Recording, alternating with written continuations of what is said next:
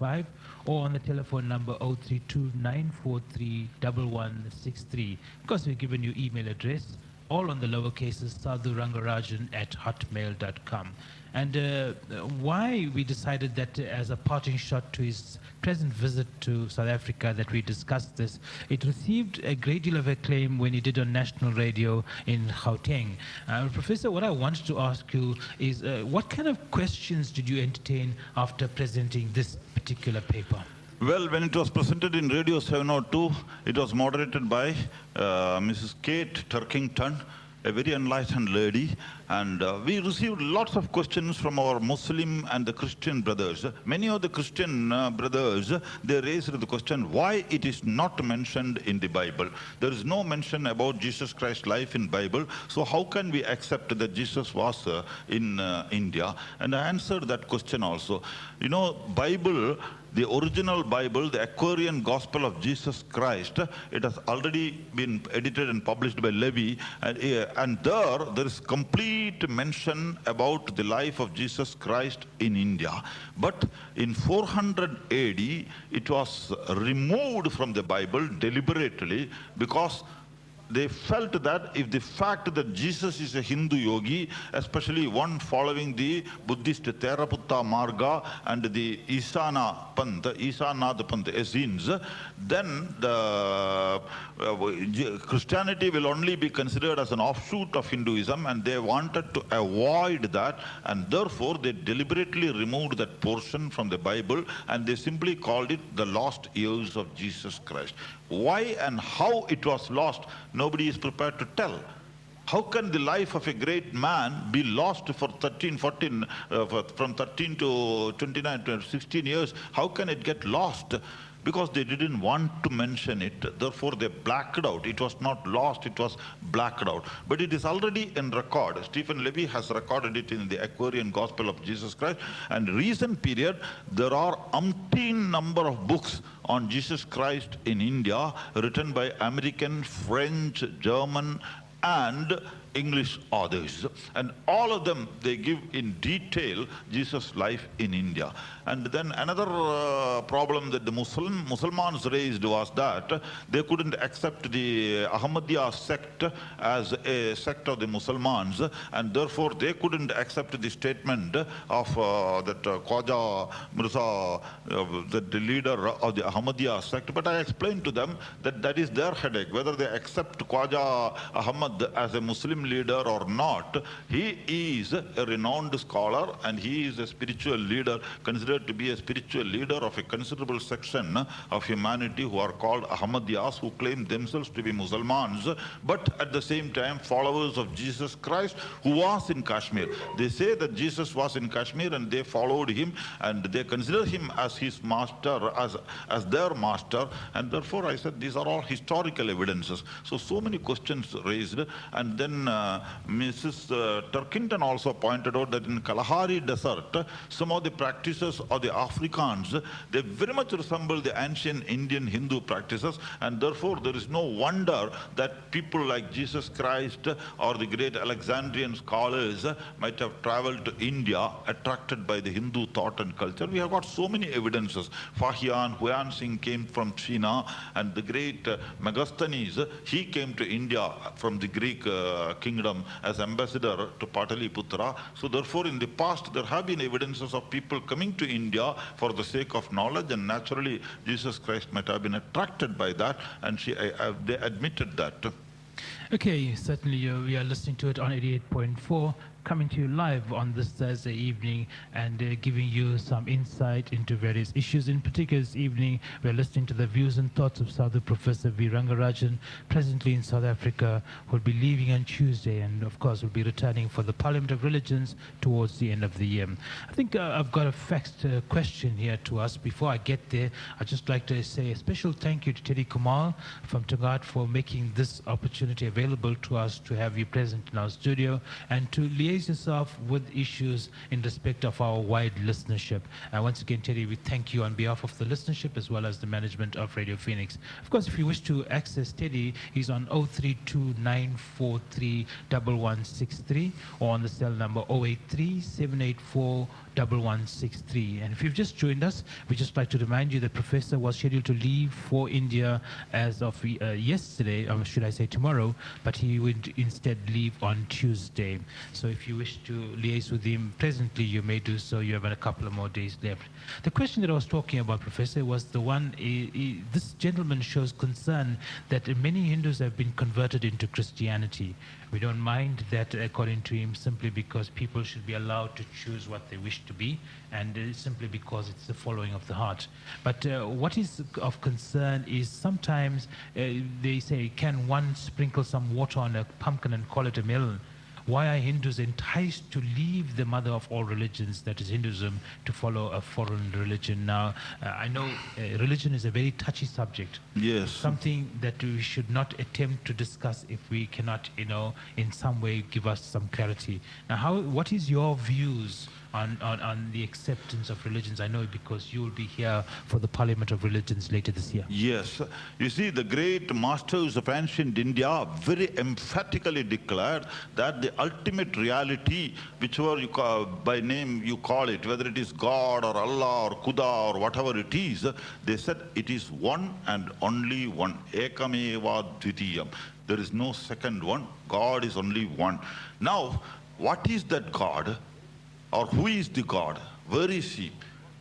Each religion has got their own beliefs and their own set of theories regarding God and his capabilities and his name, etc. But the Vedic rishis, they said that he is a formless, nameless, ultimate reality, and they declared that he can be conceived of in any name or any form for the purpose of concentration, meditation. Ultimately, they said that that ultimate reality is within us in the form of consciousness, and in order to reach that consciousness within, we can contemplate and meditate on any name or any form, so that our mind and our senses and our intellect, they are cut off from the worldly moorings and they are attracted to that name and form before us, and ultimately contemplating and meditating on that name and form continuously, we merge into the name and form and we reach a state where the name and form vanishes and we go into a state of ecstasy which they called samadhi. And therefore, they said, for that purpose, any name or form can be taken up. Ekam sata vipra bahuda vadanti. Ultimate reality is one. Men of wisdom speak of it in different names. Swami Vivekananda also, in 1893, in the Parliament of Religions, the first Parliament of Religions at Chicago, Swamiji very emphatically declared, Akasat patitam toyam yada agacchati sagaram sarvadeva namaskaram keshavam pradigacchati. He quoted from the Shivamahimna Stotram and said that just as the rainwater that comes down from the sky goes in the form of different rivers and ultimately merges in the same ocean, all these names and forms, all these forms of worship, whether it is Saivism, Vaishnavism, Shakti, Ganapatyam, Kaumaram, or Judaism, or Islam, or Christianity, ultimately all the methods of worship, they go and reach one and only God. So this is a very emphatic declaration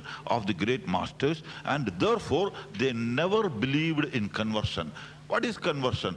Today, if I want to eat idli, I can take idli. Tomorrow, if I want to take it somasi, nobody can prevent me from taking somas. It is my interest. So religion is a personal, absolutely personal matter. And we have the concept of Ishta Devata. A son need not necessarily follow the object of worship of his own father. This is what Hinduism says, and therefore we don't believe in what they call as conversion. Now you see, there is a joke about conversion. A person, a Hindu, he got converted to Christianity, and while getting converted, he was told, he was sprinkled some water by the father, and he said that you are baptized. From today onwards, you have to give up something. That man said, from today onwards, I will not take fowl. But after some time, one day, when the father found fowl on the dining table, he asked him, what is this? And the man replied, no, no, no, it is not a fowl, it is a duck. But the father said, no, it is fowl. Then he said, yes, father, it was a fowl, but I baptized it into a duck and I am eating it. So this is nonsense. There is no such conversion. If a person wants, the great Brahmabhanda Ubadhyaya, who was a Hindu saint, He was proud to call himself as one of the great descendants of the great Vedic rishis. He studied Vedas, Upanishads, and preached Hinduism in totality. But for him, Ishtadevata was Jesus Christ. And we find Brahma Samajis, they had great adoration and worship for Jesus. Even some of the Ramakrishna Mission monks, they have got great adoration and worship. Sister Nivedita came from Ireland, and our institution is named after her. And she was the daughter of a Protestant priest, and Hinduism never barred. A person can worship God in any name or any form, and therefore there is no place at all for conversion in Hinduism. This conversion is found only in blind fundamentalistic religions, Semitic religions, and they do not know what God is, they do not know what creation is, they do not know what is the human destiny is, and therefore they blindly say that if you don't believe in such and such a form, if you don't believe in such and such a religion, you will go to hell. We don't believe in hell and heaven outside. We believe in the hell and heaven within every one of us, and therefore there is no question of conversion. I can practice any religion. Sri Ramakrishna Paramahamsa, he practiced Tantricism, he practiced Vedanta, he practiced worship of Krishna, he practiced Christianity, he practiced Islam. If you see the life of Sri Ramakrishna Paramahamsa, you find that he practiced all religions and ultimately declared that all of them are different pathways to one and the same experience, and he called it Samanvaya Vedanta. Ramakrishna's philosophy is called Samanvaya Vedanta. Why? Because he synthesized all these religions into one. So we have found such a great, as Roma Rolla has said, he is the culmination of 2000 years of spiritual experiences of 300 million people. So if a person like Ramakrishna Paramahamsa has demonstrated that all these various forms of worship and religion,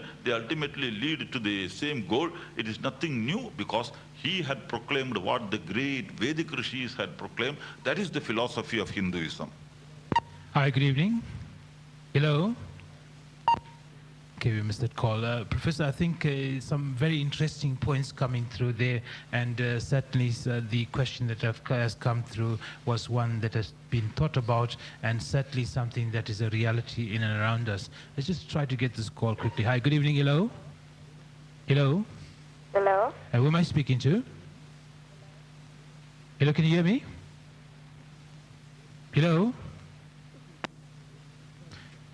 Okay, if you wish to remain silent on air, try not to give us a call, because you are jamming the line. We can give others an opportunity to get through. 88.4, 4 minutes away from 8 o'clock it is. And Professor, coming back with this question, just to extend on it, I think one of the things that seems to be glaring, and hopefully that you might be able to comment on it, somewhere down the line I see it, and possibly it is there, that the Hindu religion is a very compassionate one, a very understanding one, and it seems that because of this, it allows itself to be walked into so that others might try to convert a number of Hindus. Is there something wrong in respect of the kind of teachings that are going around in Hinduism that's allowing itself to be open to other religious invasions?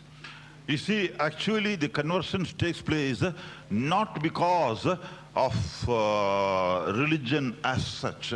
In India, hundreds and thousands of Hindus were converted to Islam, not because of their attachment to the tenets of Islam or anything. History has recorded the fact that during the attacks of Bakhtiyar Khilji, during the attacks of Timur, Muhammad Ghazni, Muhammad Ghori, hundreds and thousands of Hindus were converted at the point of sword. And we have the evidence, even when the Westerners came into India, the acquisition, you find about the Spanish Inquisition in the European history, but many people do not know that in India there was an Inquisition in Goa. When the Portuguese, they invaded Goa and they made it their colony. Hundreds and thousands of Hindus were converted to Christianity at the point of sword. This is a recorded evidence, the Inquisition of Goa. So you can find that force has been one factor in conversion. Second factor, the poverty and suffering of the masses. If you come to India, you can find in the village areas the poor and downtrodden masses who don't have a square meal, even a square meal a day.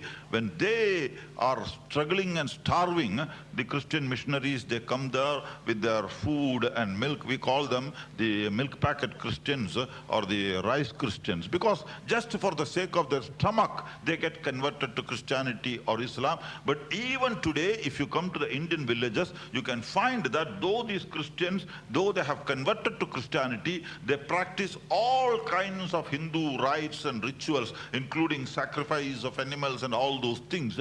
They are all distortions of Hinduism. Hinduism has no place for sacrifice, etc. They are all tribal religions and customs, etc. And so much of misunderstanding of Hindu religion, confusion in the among the cadres about the various rites and rituals, they have also contributed to a certain extent for conversion to other religions, because they think that if they can get converted to Christianity, they have to practice only less rituals and less amount to be spent on rites and rituals, etc. And therefore, there is an urge for many people to get converted, but that is only in the lower level. When you go to the higher level, the intellectuals, even among the Christians and the Muslims, the intellectuals are more oriented towards Hinduism, because they find that there is more science and reason in Hinduism. That's why the great Kashmiri writer Anwar Sheikh, he is a Kashmiri Muslim, but he has adopted Hindu doctrines and he has presented it very beautifully. And similarly, there are Reverend Father Anthony Elanyamattam, a very great spiritual Christian leader in Bombay. He claims himself to be a Hindu. He says Hinduism is a way of life. I can worship Jesus, or I can worship Allah, or I can worship Christ, and still I can continue to be a Hindu. That freedom is given by Hinduism, and therefore there is no necessity for the intellectuals. People with brain, they never get converted to other religions. Or others, out of necessity and poverty and suffering, they get converted. Well, you've heard it right here. You're listening to the Live Wire program on this Thursday evening, time almost 8 o'clock, and stay tuned, because you'll be joined by Prakash Kushal with the World Power 1 Hour. Just in parting, we'd say you've been listening to Sadhu Professor V. Rangarajan, the founder trustees of Sister Nivedita Academy and its International Institute of Indian Thought and Culture. You'll find them at 118 Big Street, Triplicane, Chennai. That is 600005 India, and telefax is 0991 4485466135, and on email nivedita@tantrix.com. Okay, if you wish to access any information, you may contact that on that address there. And of course, if you want to speak to Mr. Professor, or should I say Professor Rangarajan directly, he's on cell 0826368855, or on the phone number 032-943-1163, and email address Sadhu Rangarajan, all on the lower cases, @hotmail.com. So we would like to take this opportunity of saying thank you very much for being part of our... I thank you and all the listeners for having given this opportunity to speak something very rational and scientific about Hindu religion and about all religions. Okay, and we hopefully would be listening to you in the future. In particular, we'd like to listen to your visit when you come here for the Parliament of Religions. It's something that I think you propagate, that there is a oneness in everybody and that you should respect everybody for the individual. That's the message of the great masters. Ultimately, humanity must become one family. Vasudhaiva Kudumbakam. That is our ideal. And even our participation in the Parliament of Religions is to promote that ideal, that ultimately all religions must come and try to promote human brotherhood. For myself, Stephen Clay, thank you very much for sharing this hour with us. Hopefully that we've been able to express some important information to you. Just once again remind you that the views and opinion expressed in this program does not necessarily reflect the views and opinions of the station or its management. I'll be back with you on Tuesday evening on the Stephen Clay PM show. Stay tuned to Radio Phoenix for the rest of the evening for some great music. And of course, another edition of Live Warrior happens tomorrow between 7 and 8 in the company of Leila Rajaram. For myself, take it easy. Have yourself